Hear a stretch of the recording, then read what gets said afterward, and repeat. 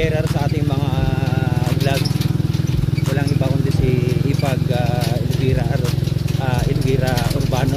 Ayan, nagulol pa ako. Let's go. Natutuwa ako dahil meron tayong mga supporter na nag-share ng ating mga video. Maraming salamat po sa lahat ng nag-share. Si Ipag Elvira ay talagang sulit na laging nag-share ng video ko, mga ka-taker. Idol, good morning. Shout out. wala pa idol, bibili pa lang, papagawa pa lang.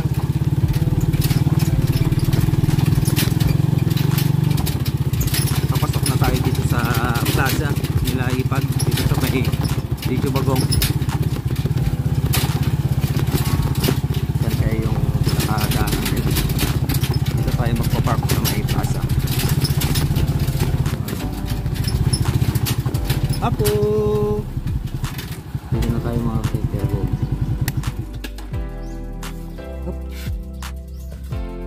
So nandito na tayo sa harap nila Ipag.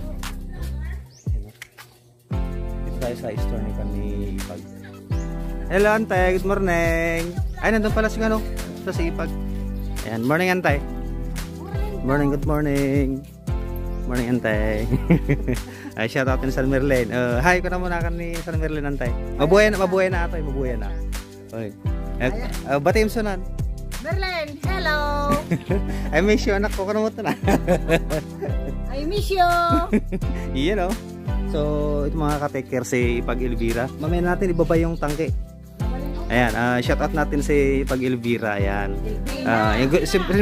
Siyempre, kailangan natin mag-thank you dahil si Ipag Elvira ang talagang #1 share natin sa mga video natin. Ayan. Elvina?